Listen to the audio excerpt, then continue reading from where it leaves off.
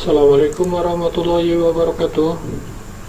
Alhamdulillah, anak-anak sekalian, kita akan memasuki pembelajaran bab 5 untuk pertemuan kedua, yaitu setelah kita mempelajari sebelumnya tentang dakwah Rasulullah SAW periode Mekah. Kita akan mempelajari penerus beliau, yaitu Khulafaur Rasyidin, yaitu lihat di halaman 72-73 ya. Nah, yaitu di B, keteladanan Khulafaur Rasyidin.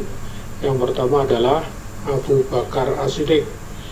Nah, agar lebih cepat, marilah kita awali dengan doa sebelum belajar. Bismillahirrahmanirrahim. Asyhadu an la ilaha illallah wahdahu la syarikalah wa asyhadu anna Muhammadan rasulullah. Raditu billahi robba wa bil islami dina wa bi Muhammadin nabiyya wa rasulah.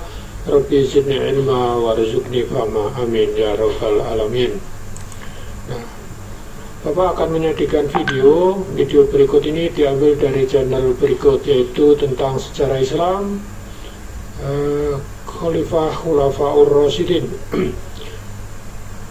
dengan penambahan seperlunya seperti tambahan tag dan desain-desain lainnya, dengan tidak mengurangi isi atau konten yang disajikan dalam channel tersebut. Dan di akhir pembelajaran, jangan lupa anak-anak mengisi daftar hadir dengan menulis pada kolom komentar, yaitu namanya dengan lengkap di bawah video ini ya. Kemudian klik live. Selamat menyaksikan.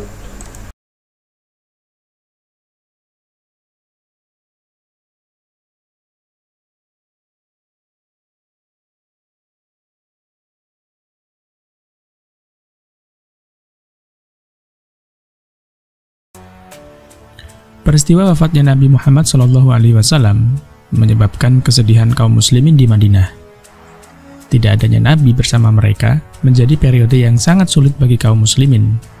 Wafatnya Nabi memunculkan pertanyaan tentang kepemimpinan di Madinah.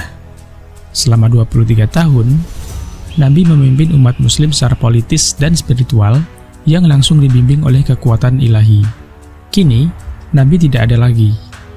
Apa yang akan terjadi kepada masyarakat yang dibangun Nabi Muhammad? Siapa yang akan memimpin umat Islam sepeninggal Nabi?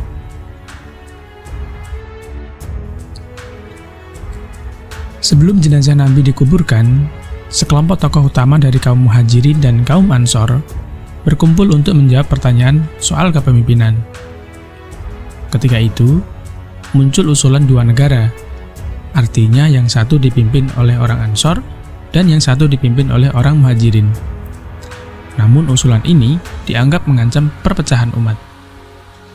Akhirnya, Umar bin Khattab mencalonkan Abu Bakar As-Siddiq menjadi pemimpin adalah pilihan tepat, sebab setelah Khadijah, dialah orang pertama yang menerima Muhammad sebagai nabi dan mengikuti ajarannya. Abu Bakar As-Siddiq mendapat gelar Khalifatur Rasul, yang artinya pengganti Rasulullah atau biasa disebut khalifah. Namun, khalifah bukanlah nabi baru.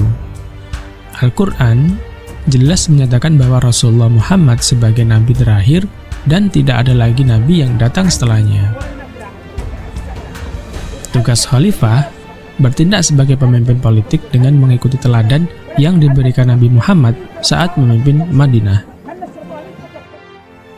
Khalifah Abu Bakar melanjutkan program yang belum terlaksana di masa Rasulullah, seperti pengiriman pasukan perang Usamah bin Zaid. Abu Bakar tetap mengirim pasukan tersebut ke Syam bagian selatan untuk bertempur melawan Bizantium sebagai kelanjutan atas perang Mu'tah. Ekspedisi ini menunjukkan tujuan politik umat Islam tak akan berhenti sepeninggal Nabi. Di saat yang bersamaan, berbagai suku Badui yang baru masuk Islam mulai memberontak dan tidak mau membayar zakat. Padahal, zakat merupakan pilar penting dalam Islam.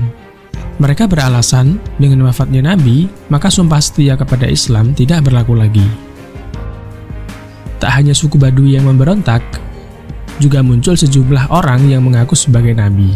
yang paling menonjol di antara orang yang mengaku nabi tersebut adalah Musailamah Al-Kadzab. Abu Bakar menyatakan, mereka yang memberontak dengan tak mau membayar zakat dinilai telah keluar dari Islam atau murtad.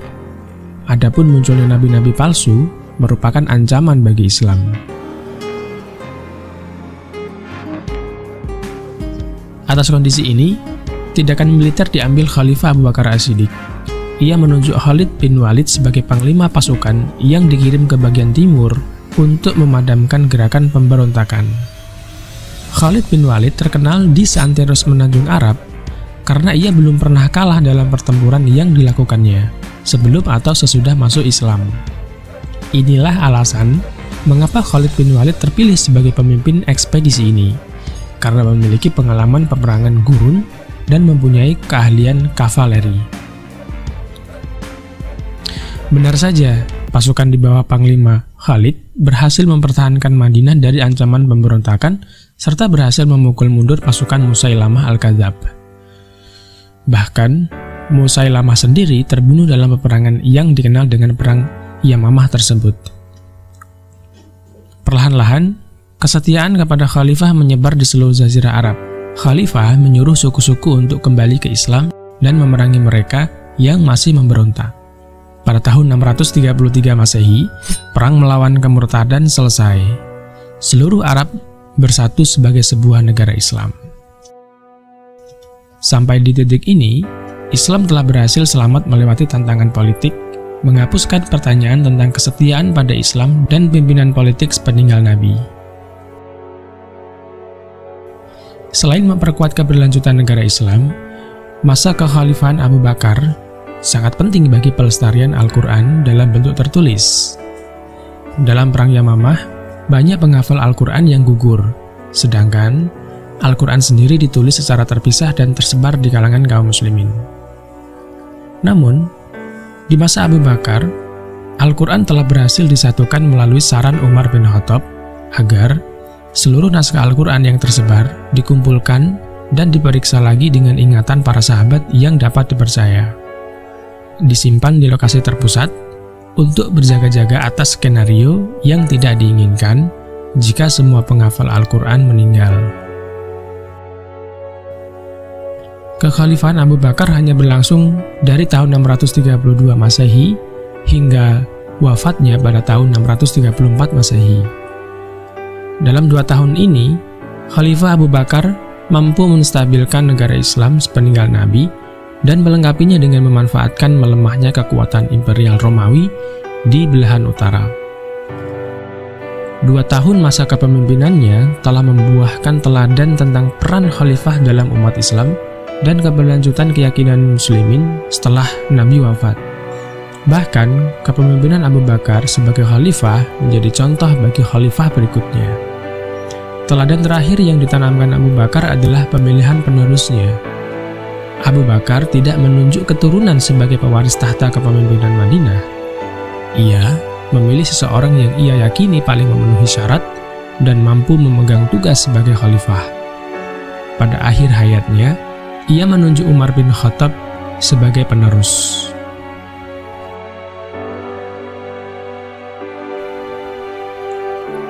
Demikian sahabat video kali ini. Nah, demikian anak-anak video tentang, bukan video sejarah, tentang kekhalifahan Abu Bakar As-Siddiq. Semoga anak-anak dapat memahami dan mengambil hikmahnya. Dan selanjutnya untuk sejarah Khalifah Umar, Utsman, dan Ali akan disampaikan pada pembelajaran berikutnya. Nah, mari kita akhiri pembelajaran pada kali ini dengan berdoa akhir belajar. Bismillahirrahmanirrahim. Allahumma arinal haqqa haqqa warzuqna ittiba'ah wa arinal batila batila warzuqna tinabah. Amin ya rabbal alamin. Sampai ketemu lagi di pertemuan depan. Akhirul kalam. Wassalamualaikum warahmatullahi wabarakatuh.